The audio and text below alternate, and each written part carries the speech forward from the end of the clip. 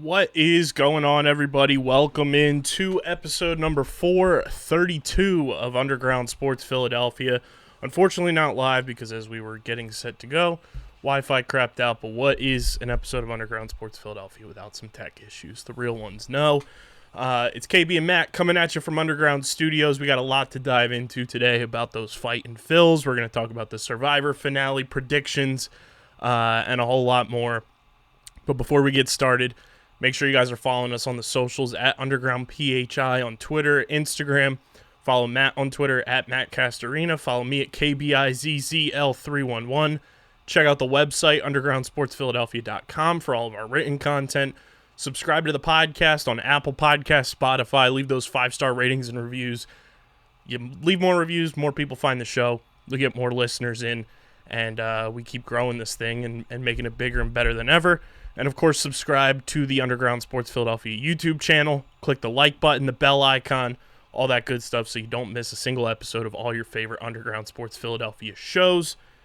Big thank you to our sponsors who make this show happen. Main Auto LLC, Ducharme's Pro Foot, Security 21 Security Systems, Paul J. Gillespie Incorporated, Mark Ronchetti CPA LLC, and the Dental Wellness Center of Vineland. And, of course, Tomahawk Shades, the best small batch eyewear in the game. You guys can go to tomahawkshades.com. Get ready for summer. Get the sunglasses. Protect your eyes when you're indoors with the Blue Light Plus glasses. And everything in between at tomahawkshades.com. Promo code USP at checkout gets you 25% off your entire order at tomahawkshades.com. That's promo code USP at tomahawkshades.com for 25% off your entire order. Kenwood Beer. It's the beer of the summer in Philadelphia, ladies and gentlemen. Go to kenwoodbeer.com and use the Kenny tracker to see who's got Kenwood Beer on tap in the Philadelphia area. You got to be 21 or older to do so.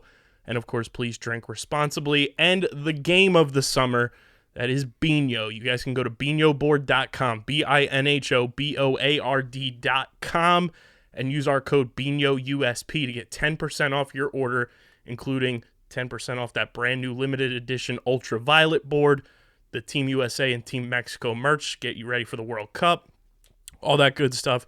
BinoBoard.com, promo code BINOUSP for 10% off your order. What's going on, Matt? Living the dream, you know? I feel like we'd be remiss to not lead the show off with, us sending our best thoughts and positive vibes to everybody down in Texas. Just another ridiculous, and, everybody saying it's an unthinkable, but unfortunately it's something that's become a lot more thinkable over the, last decade. Just a senseless act of, domestic terrorism that doesn't need to occur because there are ways to prevent it. It's not one of those things that's super preventable. There are ways to do it, and for whatever reason, our country has just chosen not to do so. It makes me sick to my stomach seeing, kids get robbed of a life that was ahead of them, especially, with my sister, your wife, working in a school, my mom being a teacher for as long as she has, me still working, in different school districts with different projects we do here. It just really shakes you to your core, and, it's something that should never occur.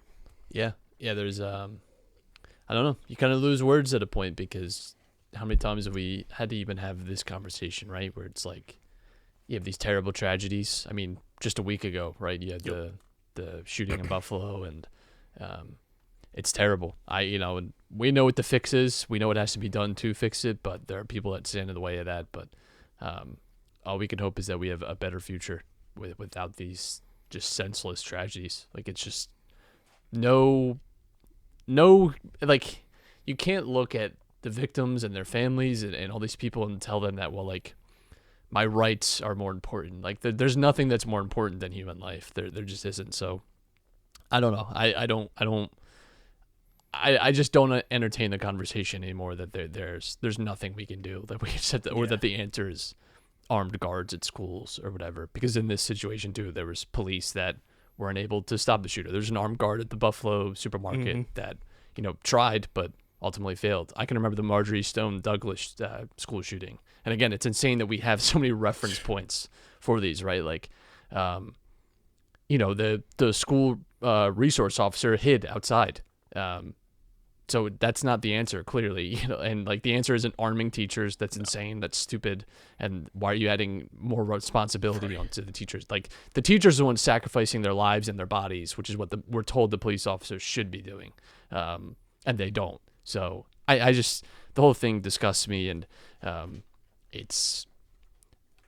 I think people need to be held accountable for it. I think politicians need to be held accountable for it. These people should not be able to go in public without being hounded about this stuff. Like, it's what now, like 19 children dead, yep. And then two adults, teachers, and the shooter himself. Like, when is human life valuable? Like, when do we actually care about human life being lost? And like, when do we just stop this charade where we just vote? No, like, honestly, like, you need to, whenever you see politicians in public, you need to be asking what they're doing to stop this. And we need to not just, honestly, asking isn't even at the point anymore. Like, these people need to be harassed. They need to be talked to constantly until we get change that's better for our country, because can't keep living in a place where it's just every few months you get, and every day really in America there's shootings like this, right? But I mean, it's just not uncommon. It just isn't. And there's the Onion article, right, where it's like nothing, country where this happens all the time, says there's nothing to be done to.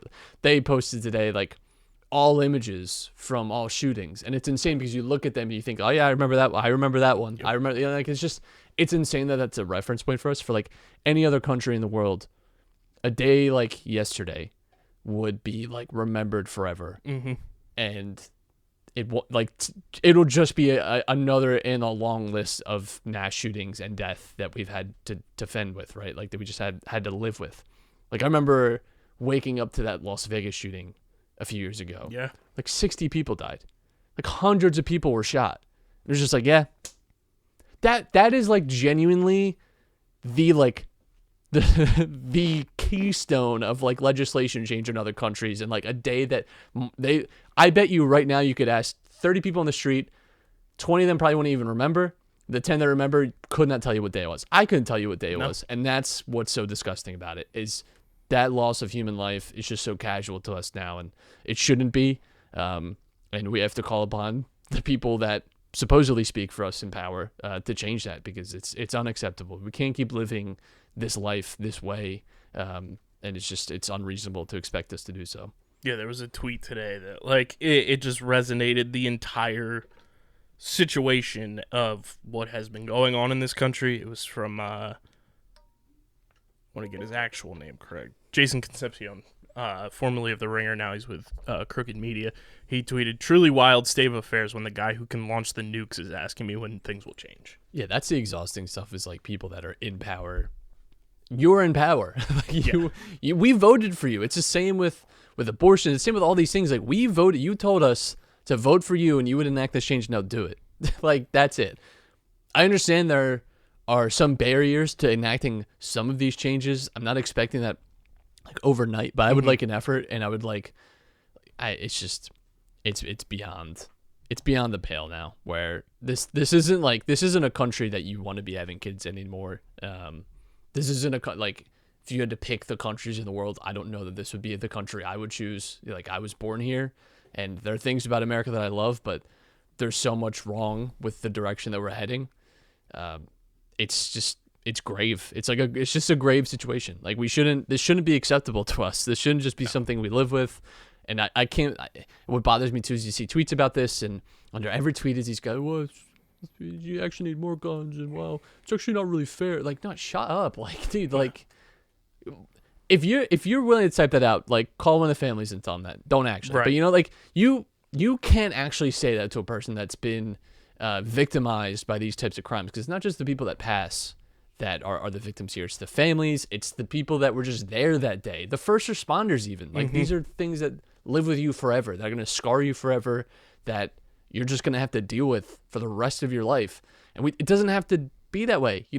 They don't have to deal with that stuff. Like, it doesn't have to be like this. And there's these people just constantly holding back progress in the name of comfort, like they don't want to be faced with the uncomfortable truth of these things. And it's not just like gun laws. It's climate change, it's abortion rights, it's voting rights, it's systemic racism. Like, it's all these things in our country that we're facing like grave threats from, that are like unraveling our republic here.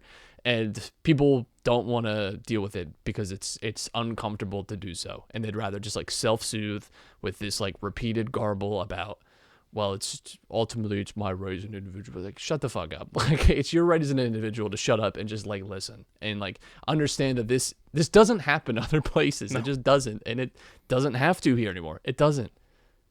It's insane. We, listing off all the teachers important to us too, Right. like our guy Dom as well. Like, Right. he's a teacher. He was on Twitter today, and like you see his tweets, and like obviously we podcast with him, we talk to him, off screen and everything too, because we've been friends with him forever. But like you feel for that. Like somebody that is 28 years old should not have to voice those types of thoughts because of their career path, especially when your career path is a teacher. Right. It's insane, and what I don't get to is the same people that want to arm the teachers are also saying that they're incompetent and that they shouldn't be teaching our kids and that we should be limiting what teachers can teach our kids, but we should give them guns too. It's insane. The double speak about this stuff is crazy to me. And it's just people like grasping at straws to keep the comfort that they have. That's what it is. So, just a tragic day. Like it just is. And the unfortunate thing is it won't be the last. It just won't be. We know that. It's uncomfortable to say, but it's just the truth. We know that this won't be the last time that we're probably having this same exact conversation. And that's what's exhausting about it, too, is that literally a week ago, you had a terrible, terrible mass shooting event, and here we are again. And it's just, I don't know. You're left speechless. Yeah, and I mean, the Philadelphia Union tweeting out the video of Bedoya from almost 3 years ago.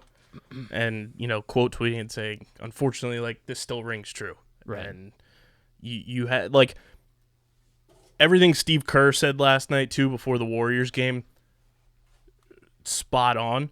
But you shouldn't have to have an NBA head coach before a playoff game, going and talking to the media about a mass shooting. Like, right. Steve Kerr shouldn't be the one being, like, a voice of the people like that. And Steve Kerr is one of those people that his father was killed and has had to live his entire, like, he has been affected by gun violence in his life. Like, it's insane to me. And the thing is again, there's going to be people that respond to those tweets and say all this nonsense, and it's just, that's the exhausting part, is that there's people out there that just want to be anchors to, to like progress. And I don't get it. I don't get why you can look at a situation like this.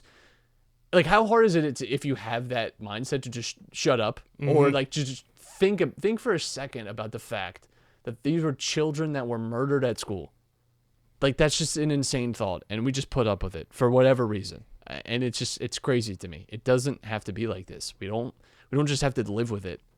Like, we have the power to change it. We like 100% do. I don't know why it's controversial. I don't know why people are so averse to changing and adapting to the future. I don't know why our government refuses to act on this, but people protest out of the Supreme Court, justices' houses, and immediately there's resolutions to that. But this is something that's just gonna, well, all right. The primaries, we got to worry about the primaries. Like, it's just, they're gonna tell us to vote no matter what, and that's it. That's all. That's the change we're gonna get, I guess. It's crazy. Didn't feel like it was right to start the show without talking about that. And if you feel differently than what Matt and I just spoke, you probably shouldn't be following us. Probably shouldn't be listening to our show. Or you just need to, like, honestly educate yourself. And just have a think about the state of our country, where we're headed, and that our, like, total casual ability to just, like, shrug off the deaths of children at school. Think about how that's so easy for you to just, like, not care about and spin it into some other direction that makes you more comfortable. Because that's what you're doing when you don't actually want to engage with the conversation. You flip it on to some other nonsense about rights and whatever, or about vaccines and nonsense. Like, if you can't actually just sit there and think about this and reckon with the fact that it is terrible and it doesn't have to be this way, you need to, like, expand your mind a little bit or grow up. 100%. So we hope the next, like, 45-ish minutes can be a bit of a mental vacation for you guys. We're going to talk about the Phillies, who caused us absolute, just aggravation last night, and it was all on the manager with last night's game when the Phillies lost to the Braves. Bryce Harper pulls some heroics in the top of the ninth inning, and then it all goes to waste because Joe Girardi is too stubborn doesn't want to use guys in his bullpen multiple days in a row. Don't know if we ever got an answer on why Sir Anthony Dominguez was not available, but he threw like 7 pitches a week and a half ago. Yeah. So Regardless, the Phillies lose simply because of manager incompetence. not for the first time this year either. Not for the first time in his tenure either. His bullpen management's been a little weird this year. He has this like locked in focus on the next like 2 games rather than winning this game. And like I don't understand, like, okay, so I get that I don't mind sometimes managers taking a long view of a season, but like everyone was clowning the Dodgers with Clayton Kershaw, right? Right. Early in the season because they pull him for the perfect game. But they're looking long term at his health. They want him the whole season. Like he was already at a higher pitch count than they wanted him to be, so they pull him. I think we're all making fun of that.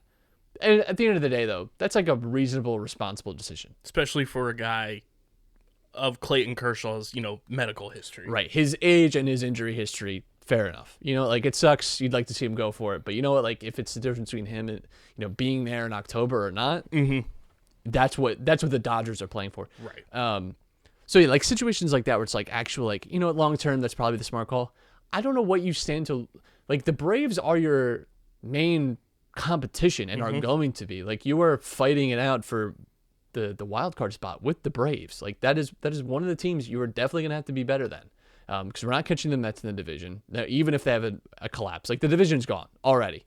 Yeah. It's just crazy to say, but it's just the truth. We're like 9 games back. No shot that we're really making up that ground, frankly. But especially because we don't play the Mets again, really. Yeah. We have one weekend series with them in like 1 game in August. Right. So like no shot. So the Braves are your competition. These guys can pitch. Like I understand that we're in an era now where like athletes were so aware of like rest and rotation and why it's important. You cannot convince me that these guys can't throw in a very important game 15 pitches. Right. And if it's not working, you do the 3-batter minimum thing and yank them out. The fact that you went on the wraparound inning with Nick Nelson and had James Norwood in that game last night in a 1-run game. And I tweeted this. I said James Norwood is the 2022 version of David Hale, because that dude, anytime there's a clutch situation that needs to come up and you need one of your better relievers to come in, Girardi just puts him in like he put David Hale in during 2020. And the result is the exact same. He's not like James Norwood is your guy who, I believe Johnny Heller tweeted this.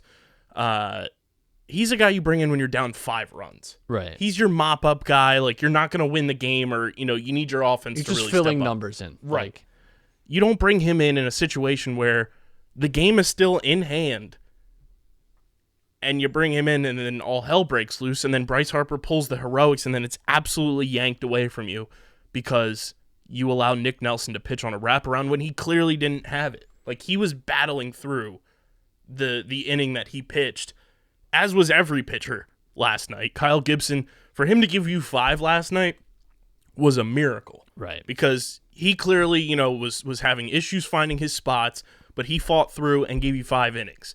Any other pitcher, that's like you're getting yanked after like 3 innings. He fought through, saved your bullpen a little bit, but then you decide to go with 2 of your lower-end relievers, and you lose a very important game in a 4-game series that now you have to go and win tonight as we record this on Wednesday, and you have to win Thursday to kind of stay afloat in that second place spot in the division. Right. And I think the thing, too, is the Braves have not been amazing to start the season. Like, a lot of these hitters have not found their, like, form yet. They're not quite slumping, but they're not. You expect that the Braves in, like, August will probably be better than they are right now. Like, this is a team that's probably going to grow in the season. And you can't forget, too, they've made some adjustments to the lineup this offseason, too. So, like, this is a good opportunity for you to get wins. And you had a great start on Monday. Like, a great win.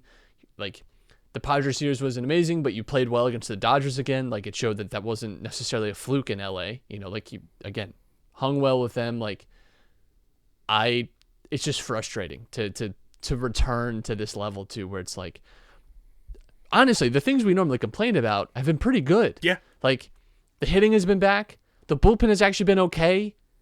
Starting pitching's been good. But, like, it's these decisions that are like failing the team making right now. those things look bad. Right, like I think Girardi's putting this team in some ways in like unwinnable situations or situations that are not favorable, and I think that's what's frustrating right now. And I mean, I don't know what he's out of a contract this year. I can't imagine he's back. I think it's more just a question if he makes it. I would be surprised if he's gone during the season. I don't think I can't imagine the Phillies like parting ways with him in like July. Yeah, especially because we know that the Phillies are going to be in a playoff race like all season. At least they're going to convince themselves that they are. And there's no way that you're firing a manager when you think that you could be in the playoffs. Like, and just plus you look at it like it's not like when you fired Charlie Manuel and you were waiting to just elevate Ryan Sandberg. Like, I don't know if the Phillies have an immediate like candidate in house where you'd be like comfortable to say, okay, like we'll go with this guy for the dog days of summer, and then hopefully we'll get into the wild card and we'll see what happens. Like Dusty Wathan, maybe, but just ask Bryce to do it. He does everything else. He can't throw. Also, he's probably going to need Tommy John surgery, so he's never going to throw again. Why not have him just? He's got some spare time, I bet. It's just Can he write? Can he pick up a phone? Somebody needs to flip a cooler or smash a TV again. It's just frustrating. It's so frustrating with Girardi because he's not like. Because it's so obvious too. Like these aren't. Shit just happens. Like it's like, come on, man. Like you gotta know this. Like there would be moments where, back during the run or even during like Gabe Kapler like situations where things would happen and you wouldn't necessarily initially pin it on the manager, but then when you go back and watch, it's like, okay, maybe they shouldn't have made that decision. Immediately when something's going awry, it's Joe Girardi's fault. Right. Like you said, the guys are hitting right now. They're pitching really well rotation wise. And the bullpen, with the main guys, I'd say, the top 5 guys in the bullpen that you rely on in key situations have pitched relatively well. The bullpen has been largely okay. Like statistically, they're not, and that's because there's Right. the back half plus Jerry's Familia's bum ass holding them back. But Knievel, I think, has been pretty solid. Right. Alvarado's been good. Sir Anthony Dominguez has been way better than I think we both expected him to be at this point. Like, those are the guys that you're truly relying on. And unfortunately, money-wise, you're relying on Jerry's Familia, but he's just an absolute disaster.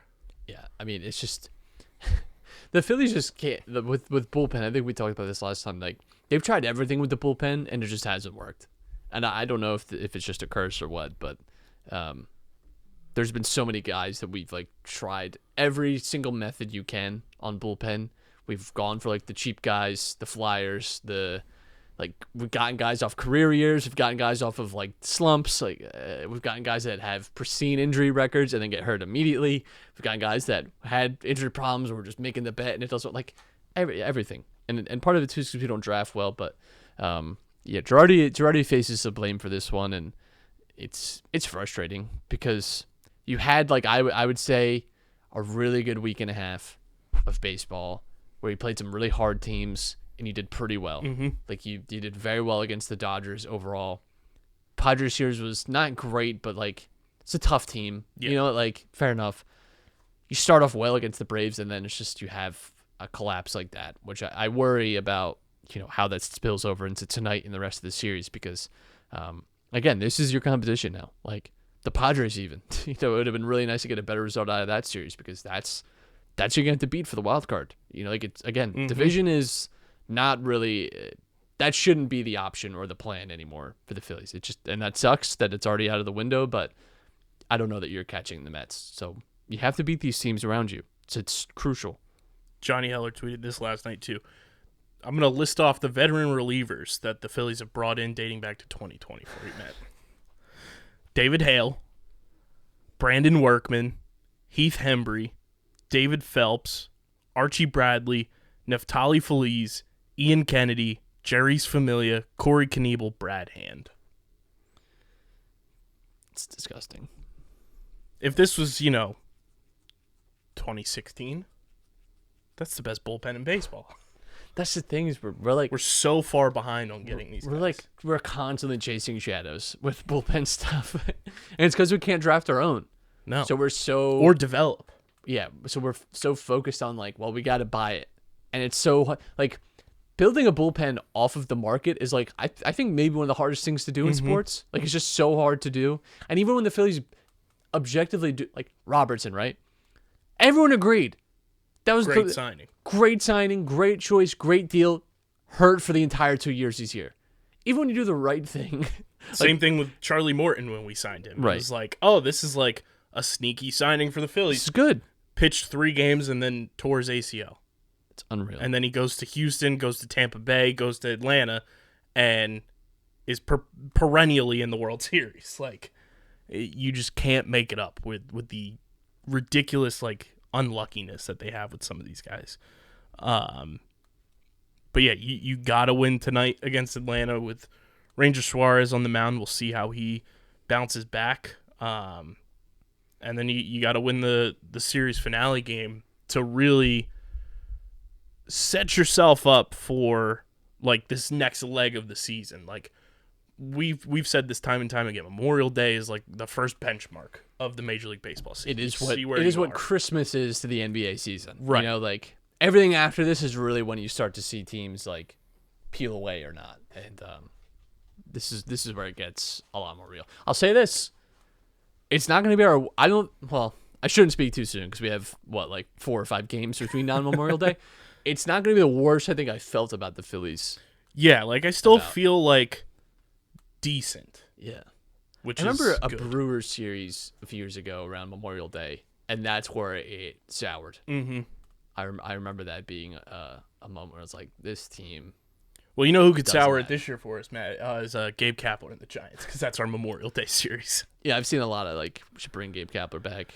And listen, I'm willing to admit maybe we got rid of him too soon. However, I think people have been mighty forgetful that there were problems when Gabe was here too. Yes. And that Gabe was a young manager, and young managers, it doesn't always work in their first stint. Mm-hmm. Maybe it was a good growth for him.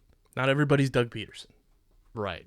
And let's also not forget, Gabe Kapler's he's had a very successful regular season last year. This dude did not win a World Series. Right. He's not like, I don't know. Like, they're another team that you're going to be fighting for the wild card for this year. Like, let's just, before we build the statue of Gabe Kapler in memoriam, like, let's pump the brakes a little bit. Because he's not Jesus Christ yet. Like, I know he likes to think of himself that he is, but we're not there yet. He's like the burning bush. Right. Like, let's just chill out on the Gabe Kapler revisionism. Because September was always burnout season for Gabe. And I can't stress this enough. There were people playing Fortnite in the locker room while he was here. Yeah. That's insane. Unbelievable. I do have to say, though, it feels good to be right about it, dude. And I know we've said this a lot recently, but holy fuck, is it good to be right about Alec Boehm. What a guy. The dude is just playing lights out. Offensively, defensively, he's playing confidently, and I just love watching him play. I said this on Sunday's show, where if Alec Boehm's up to bat in 2020, I'm like feeling kind of nervous, not sure what the result's going to be. You're almost nervous for him because, yes. like, come on, man. I would you wanted him Pull to through. succeed. You wanted him to succeed. I feel like he's just going to get on base, driving a run. He's going to do something productive. Yeah.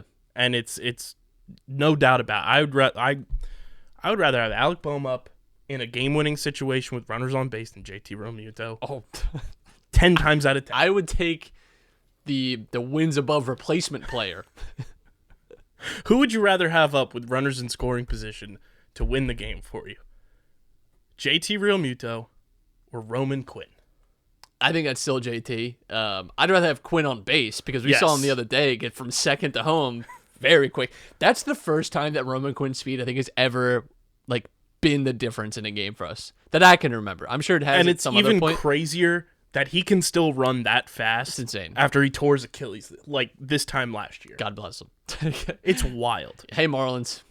Should have hung on to him. Thanks. That's how you beat the Dodgers. There you go. There's our secret weapon. Did you see also the radar gun from the ball that he threw in that series from center field? He almost hit 100 miles an hour from center field. Well, he's got to work on those communication skills because last night Little not, bit. not ideal. But for Bohm, I think we all know what the turning point was. It's him getting booed and him saying that he fucking hates his place. And ever since then, it's been all roses. So He got the elephant off his shoulders. I never want to hear that booing isn't good or effective or nice because It works. I'll tell you, if we look up those splits, I bet you before the boo, not great. After the boo, very nice. Very nice. Alec Boom. That's terrible. That's not sticking. But yeah, I think he's been. This is like more the version of Alec Bohm that we were hoping for. The defensive like improvement, we should say, because let's be honest, it was hard to get worse than he did defensively last year.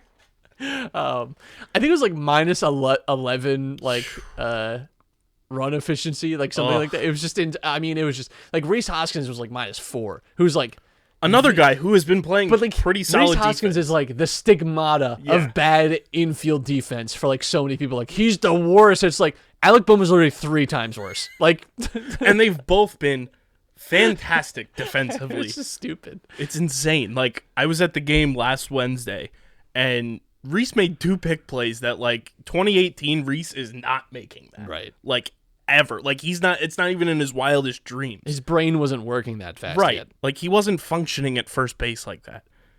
He's been fantastic defensively. Bohm's been fantastic defensively. And I think that has been a major part in why the Phillies have been in so many games too. Because you think back last year, 2020, even 2019 before Bohm got up, the infield defense has been atrocious. And then you add guys like Johan Camargo into the mix, who has been fantastic. Bryson Stott's been great defensively, and obviously Gene Segura is a wizard with the glove. The infield defense has been so much improved upon that has helped tremendously. Also, Matt, I want to ask you this because I looked this up.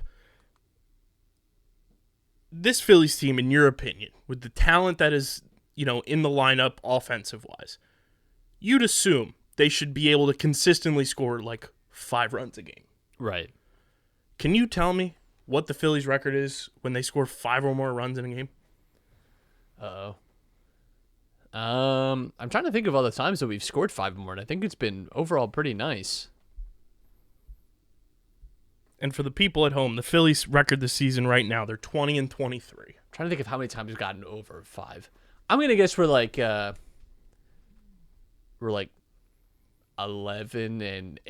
Close. We're 13-5. Very nice. And this includes last night's debacle. 13-5 when they score 5 or more runs. So there are only 7 other games that they've won when they've scored less than 5 runs. That is how you win games, I've heard, is score more than the other team. That's And important. Scoring more is good. With a team like this that has, Harper, Hoskins, Bohm, Real Muto, Castellanos, Schwarber, Segura, who's been hitting the cover off the ball. Like, that's 8 guys I just rattled off.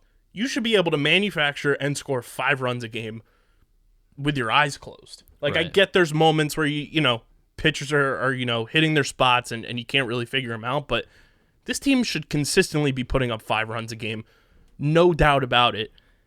And the results show. You're 13-5. You've lost 18 games without scoring 5 runs. It shouldn't be that difficult for this team to put up those types of numbers offensively. That's why you brought in Castellanos. That's why you brought in Schwarber. That's why you brought in Bryce Harper when you did. Just score runs. The pitching doesn't have to be all world all the time if you're putting up the amount of runs that you're putting up. And there's been barely any of those any of those 5 games that they lost where, they were absolutely decimated. I think the biggest difference was the Mets game that they lost 9-6. That they just gave up more runs than they could score. Or that Mets collapse, the 7-1. Oh, yeah, the 8-7. The turnaround. That was a tough one. So, I mean, if they score 5 runs, you should feel confident that they're going to win a game. Yeah. I mean, that's what you hope for a lot. And listen, there's I think the offense has been better.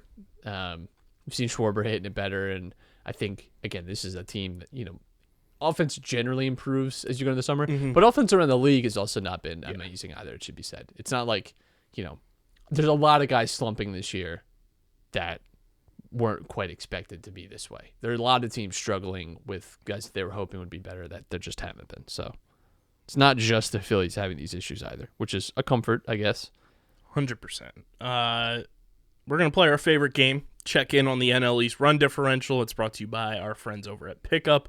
You guys can go to playpickup.com, start playing the hottest headlines in sports, including the NL East run differential game that you can play along with every single month. And then for the full season, go to playpickup.com, start playing the hottest headlines in sports, earn points on your fan profiles, and you cash them in for prizes on the Pickup Marketplace.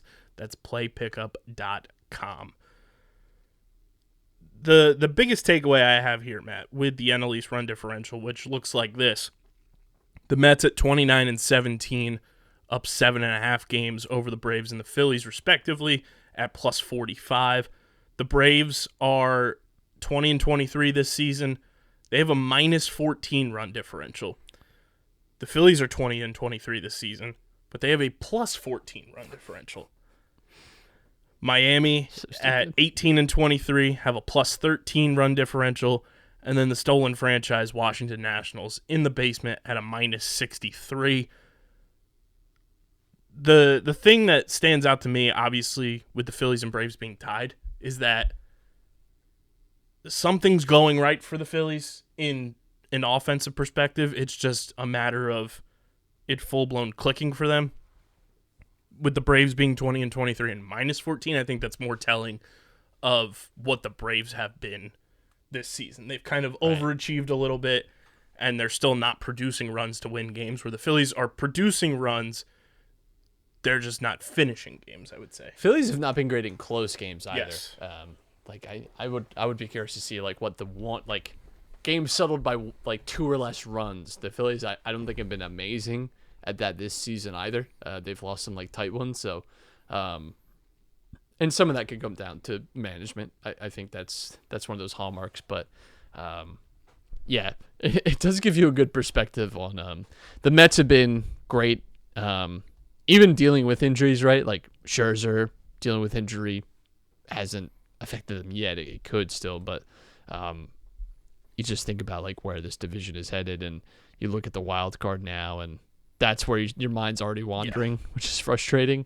There's so many teams in there. You expect a few of them to drop off, but it's such a dumb division yet again. I would love to play the Nationals. Just get me to the Nationals. Just get me to the National Series, because they are one of the worst teams in baseball, which is shocking, by the way, because what a swift fall from grace they've had. I can't say I feel bad for them, but it is. I mean, literally a few years ago, this is a World Series team, and nothing now, not even close. Yeah. They're talking about trading Juan Soto, which is, I mean, listen, not that I would ever be one, but like if I was a Nationals fan, I don't know how you live with that. I know you've got your World Series, and that feels amazing, but like that's what you put on the bulletin board as, okay, I'm fine with Bryce Harper going to the Phillies because we have Juan Soto. Right. Like that's your, if that's your consolation prize, like one of the best hitters ever. Yeah, right. Cool. The younger Bryce Harper. Like that's fun. And then you trade him. That'd be unforgivable. Trading Trey Turner last year made no sense to anybody. Scherzer gone, Strasburg been injured, Harper gone. Strasburg just packed on ice now. Yeah. So many of their franchise cornerstones of their come up are just gone now because they're a franchise that got lucky. Because remember back to that 2019 season when they won the World Series, they were 10 games under 500 at Memorial Day. That's just the way this East team. I bet you the Marlins won the World Series this year because that's how it's gone every year with the NL East.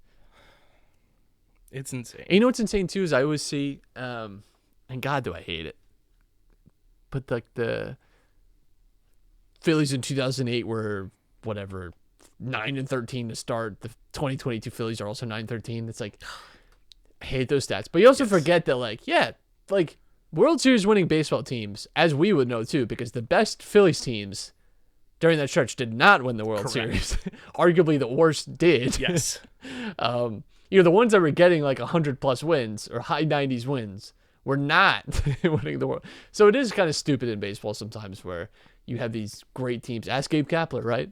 How it feels to win 100+ games and then lose in the first round. Like, doesn't feel great. But yeah, sometimes it's just funny to me that you have these like bad starts. It's so indifferent to like so many other leagues where you just have to imagine that you're like the top seed, so making it very far, at least like the equivalent of a conference finals. Unless it's the NHL. Unless it's the NHL in the President's Trophy curse, which still lives on. Still lives on. God bless our Panthers, but feel for you, Claude.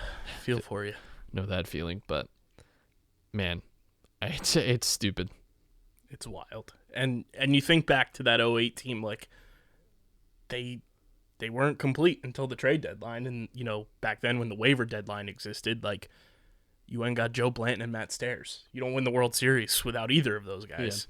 Yeah.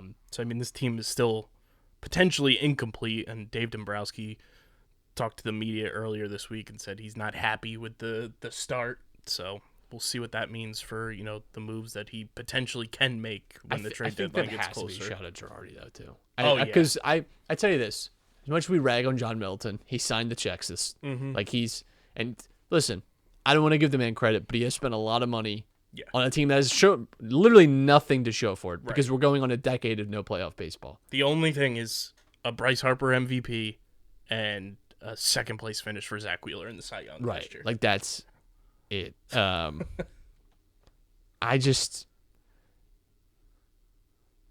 Why? He's spent the money, and Dombrowski, I think, has made some good decisions. I still think that the bullpen over the offseason was not the best way to handle it, but whatever. Like, that's just how the Phillies are dealing with the bullpen, I guess. But they have to, and Girardi wasn't Dombrowski's choice, right? Like, that was... Girardi was here before Dombrowski. Right, so... Yeah, because Girardi got hired going into the COVID season. It's not like Daryl Morey, right, with Doc Rivers, just like, you hired the guy. You did this. This is of your making. Dombrowski's like, this wasn't my choice. Yeah. So Dombrowski came in. That's what I thought. Midway through the offseason last year when they finally let Clentak go into the abyss. Right. So I just think Dombrowski does not like Girardi or does not think he's doing what he could with this roster. Now that this roster is amazing, we should be, have 25 wins right now. It's not like that, but I think this team could be performing better. Yes, they could be closer in the standings to the Mets than this team could have 22 wins already this year. We're already at that point where it's probably there's 4 games you could look back on right now that they blew and they should have been wins, including last night's game. Some of those wins. That's going to happen to every team. Right. They're going to blow games, whatever. There's 162 of them. But you shouldn't have gotten no hit by the Mets. Right. I think Dombrowski looks at this roster and thinks we could be doing better with what we have, for sure. Yeah. What could be doing better too is the NBA awards voters. Because once again, Joel Embiid, all NBA second team. I know it's a fake roster, but it's so stupid. The fact that 2 years in a row now, the runner-up for the MVP award, and the very first time ever in NBA history, makes the second team All-NBA instead of first team, is insane. It's exhausting because you'll reflect on these years too, and it'd be like, why did we do it this way? Why didn't we just make it positionless? Why did people have to hold so firm to these just archaic ways of doing it? There's just, I don't know, man. Basketball isn't the same anymore. And 3 big men were the best players in basketball this year and last year. That's just it.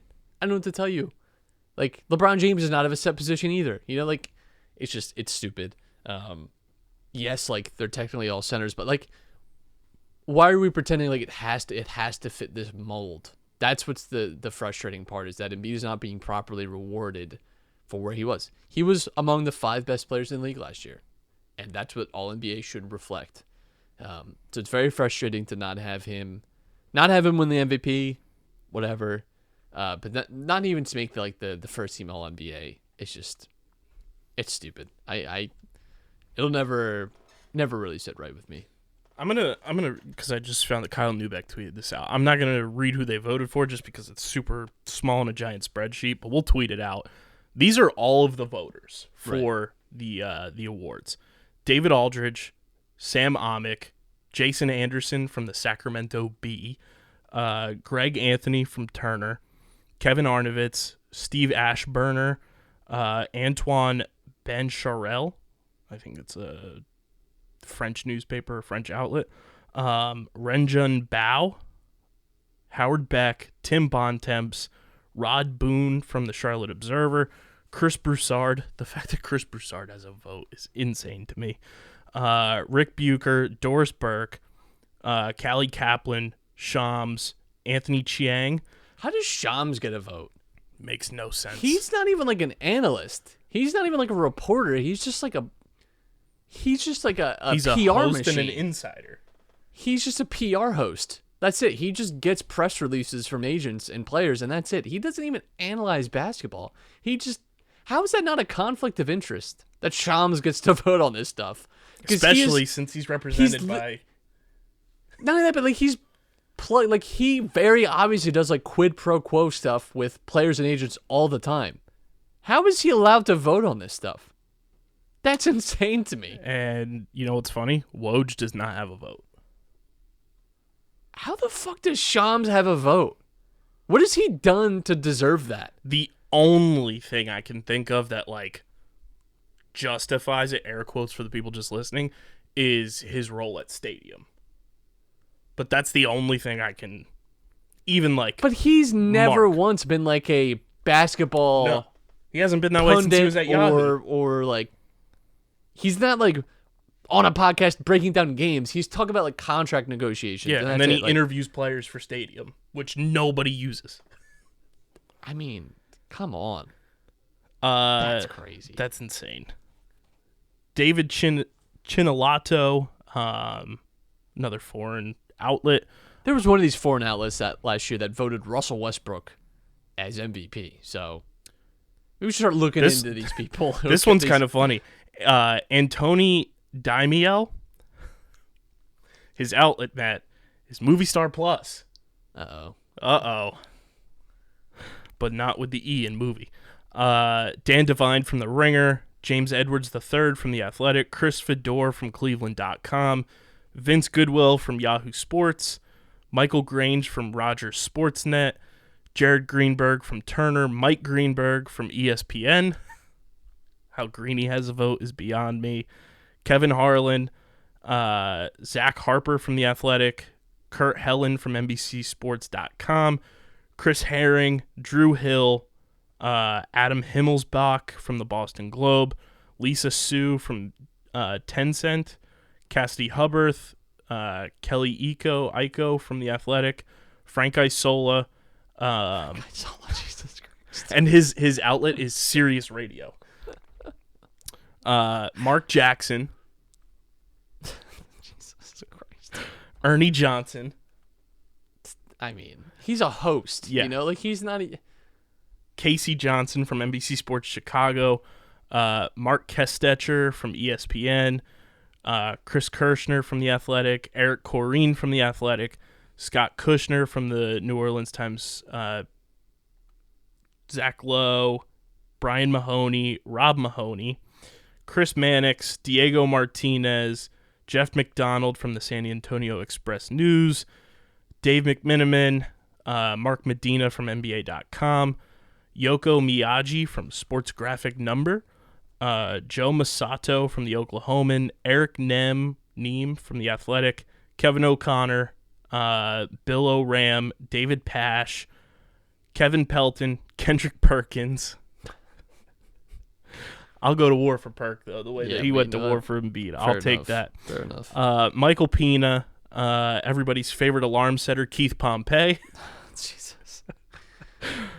Steve Popper from Newsday, Sean Powell from NBA.com, Kobe Price from the Orlando Sentinel, Jason Quick from The Athletic, Dwayne Rankin from the Arizona Republic, Stephanie Reddy from Turner, Bill Ryder from CBSSports.com, Remy Reverchon from Be In Sport France, Tim Reynolds, Josh Robbins, Melissa Rowland from Fox Sports, Taylor Rooks, Jalen Rose, Ryan Russillo, John Schumann, Guillermo Schutz from Televisa, Dennis Scott, Ramona Shelbourne, Bill Simmons, Mike Singer, Anthony Slater, Doug Smith, Stephen A. Smith, Steve Smith from Turner, Sirat Sohi from The Ringer, Harris Stavrow from Sport 24, Daisuke Sagiura.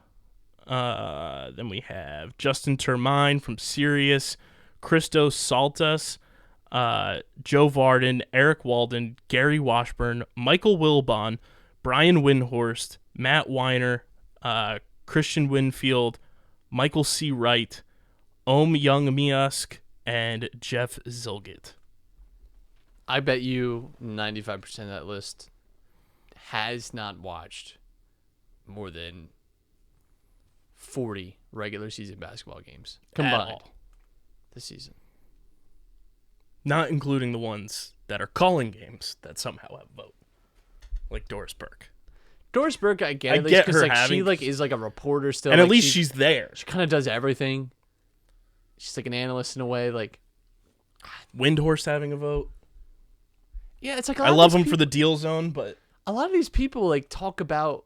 That's what's so weird about it. Like Shams is like shocking to me Yes. that he gets a vote. I can't believe that because that feels like conflict of interest to me. Like this is a guy who like essentially is paid because he speaks on behalf of agents and players and is able to vote on things that we know are directly tied to contract incentives. Like you're telling me there's nothing there? right. I mean, come on. That's a little. Not that has like I don't know what his voting record is, but I can read you who he voted for. I mean like all time, you know, Oh, right? yeah, like you know, like but I think that's strange to me that that Shams has a vote. And not that he's the only one on that list that's shocking to me, but that one just really stands out because Especially since Woj everyone else doesn't. like so many other people on that list are just like reporters, and you got like beat reporters from places and whatever. Like got your national people, and there's nothing wrong with that, but a guy that like again exclusively talks about just like rumors and free agency, like. Yep. So his forward votes were for Giannis and Jokic. He voted for Embiid at center. Well, you know what? Actually, I think Shams should have a vote. Yes. I think it's actually, you know what? I think that's... Devin Booker and then Luka. Actually kind of hard to argue with that. Hard to argue. You know what, Shams? Actually, you know, you're right. Now, I got to ask you too, Matt. Which team do you think wins? I've seen this on Twitter. Which team do you think wins the 7-game series between the NBA first team and second team? The first team being Devin Booker, Luka, Jason Tatum, Giannis, and Jokic. And then the second team being Steph Curry, DeMar DeRozan, Kevin Durant, Joel Embiid, and Ja Morant. I kind of lean second team. I think second team in the playoffs. I mean, you're reuniting Steph and Durant, who we know performed very well in the playoffs. I think Embiid eats Jokic's lunch. Giannis is a Embiid tough with matchup for that Durant. team, I'll say that, though. I mean, Embiid is good, but like Embiid's going to be busy, theoretically. Yeah, I'd be curious to see how like Ja does off ball. He can do it. Mm-hmm. I think DeMar, not great defense on on the first. You got Giannis, who's amazing, but outside of that, I mean, Tatum's been pretty locked in the playoffs. I'll say that he's taking a big leap, but Tatum also standing up for Joel Embiid today. respect, love that. But Everybody's favorite yeah, 19-year-old. I'd probably go second team there, honestly. But Yeah, that's a tough call. Tough. Speaks to the quality of the NBA, I would say. that we Absolutely. have such good. It's frustrating that Embiid's on the second team, but what are you gonna do at this point? You know, like it's been done and settled. I just hope they change it because it's unfair. Because it's unfair for the next person that this happens to. Too. Right. It's not just about Embiid. Some other guy is gonna get unfairly, put in a different team just based off like positional nonsense. And it's not even like they allowed it, so you did have the loophole where you could put Jokic at forward, and people were like, "Well, I'm not going to do that because that's actually not fair." Yeah, shut up. It's insane. Before we get to Survivor, I called out the Union, Matt, on our last episode. I asked them on a date. I said, because everybody knows, the only major Philadelphia sporting event I have yet to attend in person is a Philadelphia Union game. Right. So I asked them, August 6th, they're playing Cincinnati. Felt like a good time. 7:30 p.m. first, is when they kick off. Just waiting for the response. Just waiting for the response from the Union. It's a great day out. Waiting for that, and, they're playing really well, too. Top of the conference, which is great. Season's rolling on. Went to Portland, had a big win. Not an easy place to go. Very good team.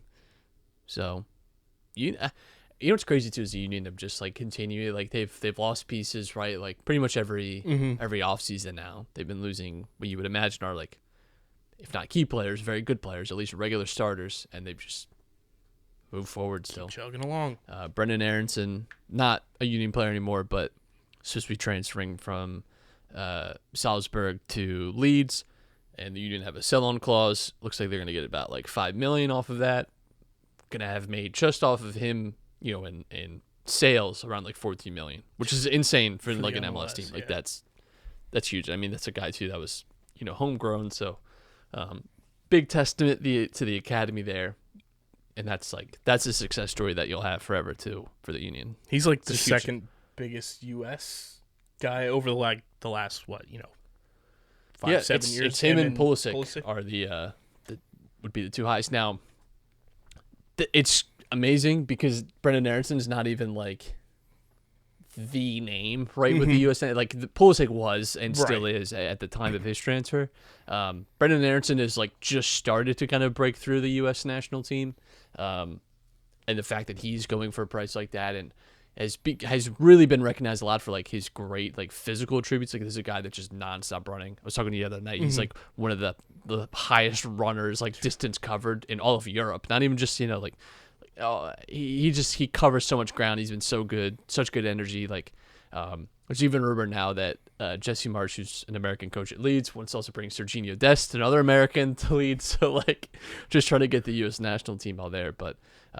It's big tangential news though for the Union because that's more money in the bag, and that's just another testament to how good that academy can be, and this is a team that puts a lot of stock in that. So that's good to see. That's like really, really good progress for the Union, and they're going in a good direction. I'm excited about this season. I think this could. It sucks they're already out of the cup, but Supporter Shield is there for you, and you know what? Like you were in the conference finals last year. You can make that push. I believe it. Yeah, they're just consistently good and don't get enough credit for being consistently good. So, and they do it the way that people want it to be done. They really don't spend crazy money. Like if you look at like even like salary stuff, they're like middle of the pack. Like they just find the good margins. They have a good style of play, a good coach, and they figure it out. Best swag coach too. I tell you, Jim Curtin knows how to dress. And it's tough competition in the MLS too, I'll say. MLS has some really, really like well done coaches, but Jim Curtin, he stands at the top of that. He's a Titan. The Phillies could learn a thing or two from. They could learn a lot of things from the Union actually, like player development, like how to get young guys to bed through, how to get a coach that fits the style that you want, creating an identity, winning. I would love to have Jim Curtin on this show. I'm sure he'd be a great chat. He'd be a great chat. Matt, it is Survivor Season 42 finale night. We are already locked and loaded, ready for it. Last week, fan favorite Omer gets bamboozled, gets blindsided, goes home. We found out that he had quite the advantage in his pocket that was not shown on the broadcast last week, but we're down to this final run. It'll be a long finale, and our preseason guy 2 years in a row, makes it to the final episode. Yeah. So Omar apparently had an idol nullifier that he got Which, a while did they ago. have that last year? I can't. Don't remember it, to be honest. No, not off the top of my head. He apparently found an idol nullifier a while ago too. It wasn't necessarily like a recent find, because he had mentioned after a Taku reward challenge finding it. So That's pre-merge, right? And he found it with Jonathan, so Jonathan knew. Jonathan ended up telling Mike, who told Marianne as well, and that kind of swung them against him.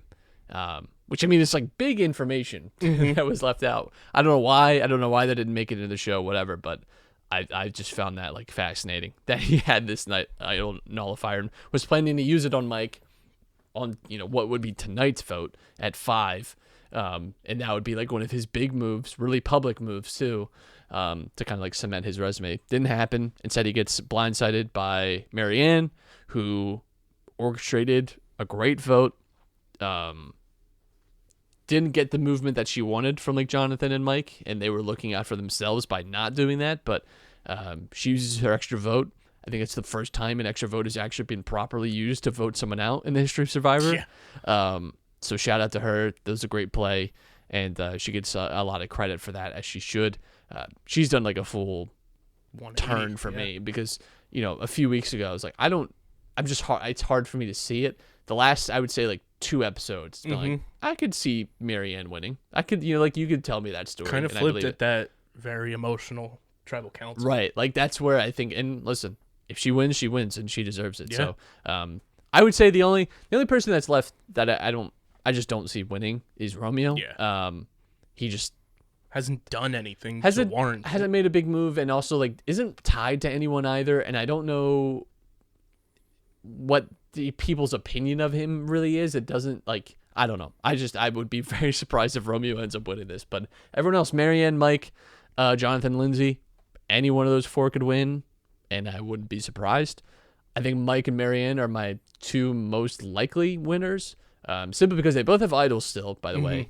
So they could be in Final 4, and then 2 out of the 4. Which, isn't it rare that like Final 5 you can still use? I thought it was always Final 6. So, like that, I think that changed at a point, but I'm pretty sure their idols work for Final 5. Yeah, which is surprising. And we know that Jonathan could definitely win 2 immunity challenges and be in Final 3, and Lindsay could too. Lindsay absolutely could, and I think both of them are not easy people to beat in the Final 3. I don't know that there is, like, outside of Romeo, like there's no one and you're taking someone with you that I think is a good candidate no matter what in this Final 5 that we have. So I feel like it's a lock that Romeo's going to Final 3 too, just because unless he loses like fire or something, like if something like that happens. But yeah, he's the lame duck that you kind of bring along and you go toe to toe with the other person that you bring. Which we didn't have last year. At least I didn't think so. I mean, I was stunned. Like I had turned to the idea that Erica could win. I was surprised that it was emphatic. Yeah. And who knows? Maybe Marianne sweeps, or maybe Lindsay sweeps, right? Like, Lindsay's an interesting one too, because she was someone that we didn't see a lot of, especially pre-merge. Yeah. I mean, I don't even know how many confessionals she had, before the merge. 1 or 2 at most. As the merge got rolling, she became a much more pivotal person and has had like a lot of say in the events here. So I think the thing that struggles me with like Lindsay and to an extent Mike as well is there's no like Omar had like the big resume, right? Like he was the one that kind of orchestrating a lot of these moves, and they were in on that. But I just wonder, like, Lindsay has like the challenges at least, and has, I think, made good relationships with people. I think she's seems like a well-liked person. Yeah. So that always is a good advantage for you in a Final 3 should you get there. Marianne's the same. I think people love Marianne. I know people have said that she's annoying on the show, but I think that's just you live with someone that has high energy like that 24/7 and you're starving. You're gonna say in a confessional that they're a little and annoying. She's younger. Yeah, right. Like, but I think genuinely people like her, and I think I feel the same way. Like, she's a bit much, but she's overall like a nice person, like, and I think no one would be upset about giving her $1 million. You have to remember that too. Like, it doesn't happen as much anymore with like bitter jurors and stuff like that. But there are people sometimes just like, yeah, I'll give it to this person. They seem nice, and you don't seem nice. Like that. You have to factor it in. But Mike, I think, seems well liked. Jonathan's the only one that I'm like, I don't know that people don't like him, but I also wouldn't be shocked if, say, he gets to a Final 3 and we find out afterwards that people like were like kind of out on Jonathan. Yeah. Like, I don't know. And depending on who else gets voted out, along with, everything that happened with the emotional tribal council, like, it wouldn't surprise me if you see Chanel, Roxroy, Drea, if Marianne makes it, voting for Marianne. Definitely in no play. Matter who makes it. Yeah, and we'll find out too. Right on the island again. They're doing, and that apparently that's the way going forward too. Is that which I have mixed feelings about, but I think it's in a way cool. I hate that they do. Like, there's not going to be like reunions in the future and stuff. Simply because too, I think like for the two people that lose in Final Tribal, I don't know how you can be expected to like reflect on stuff when you just lost out on $1 million. Like, and you're trying to like that's. And even for the person that wins, it's like they just won $1 million. They'll say anything right now. Yeah. Like, what are you really getting out of them? They haven't had like these people haven't showered or eaten. Like, let them just let them breathe a little bit. But I wonder if that'll change like after the next 2 seasons, where they're still kind of. I don't know when season 43 filmed, but I think they are there now. Okay. Filming, I think. Because I know this season filmed in like April. Right. I think they're there now filming 43, I believe, but I kind of miss like the big gaudy reunions. I get why this is filmed last year, and I get why they were forecasted like we don't know if we'll be able to do that. Right. So totally fine, but Mike or Marianne, I think are my two. Just simply on the fact that I think they're gonna. Seems like they're both gonna be in Final 4, and then from there, one of them is gonna make it to the Final 3.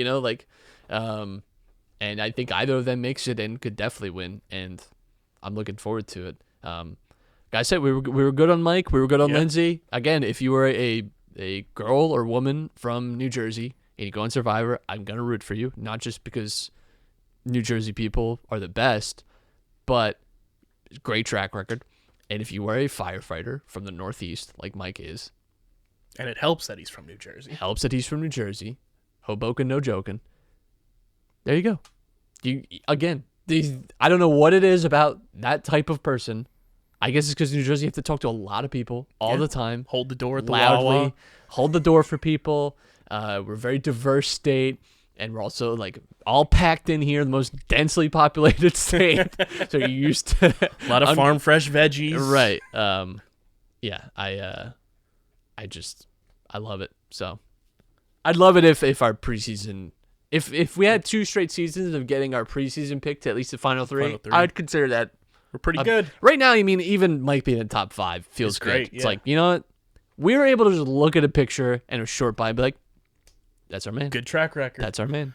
Hey, Rob has a podcast. Have us on. We're going to go catch the Survivor finale. We'll be tweeting along at Buffs and Snuffs, so make sure you guys are following us there for all our Survivor content. And, of course, follow us at Underground PHI on Twitter and Instagram. Follow Matt on Twitter at Matt Castorina. Follow me at KBIZZL311. Check out the website, undergroundsportsphiladelphia.com, for all of our written content. Subscribe to the podcast feeds, Apple Podcasts, Spotify, wherever you get your podcasts, and leave those 5-star ratings and reviews. We're the number 82 sports podcast in Armenia. Let's keep cranking that up to our Armenian listeners, and let's get on those charts even more so in the U.S. Let's get in, the hundreds area, and keep cranking those out and help more people find the pod. And, of course, subscribe to us on YouTube. Just search Underground Sports Philadelphia. Hit the like button, click the bell icon so you don't miss a single episode of your favorite Underground Sports Philadelphia shows. And comment down below your thoughts on this season of Survivor, how you're feeling about the Phillies, Sixers, Union, all that good stuff. Leave it in the comment section or the podcast reviews. Big thank you to our sponsors who make this show happen: Main Auto LLC, Ducharme's Pro Foot, Security 21 Security Systems, Paul J. Gillespie Incorporated, Mark Ronchetti CPA LLC, and the Dental Wellness Center of Vineland. And, of course, Tomahawk Shades. Go to tomahawkshades.com. Use promo code USP for 25% off your order at checkout. Kenwood Beer. Go to kenwoodbeer.com and use the Kenny Tracker to see who's got Kenwood Beer on tap in the Philadelphia area. You got to be 21 or older to do so. And, of course, please drink responsibly. And Bino Board. Go to binoboard.com. That's BINHOBOARD.com. And use our code BINOUSP to get 10% off your order from our homies over at Bino. Matt, they have new Bino dad hats available now. You can use our code, get 10% off those bad boys as well. This has been episode number 432 of Underground Sports Philadelphia. For Matt, I'm KB. Till next time, we are signing off. Peace.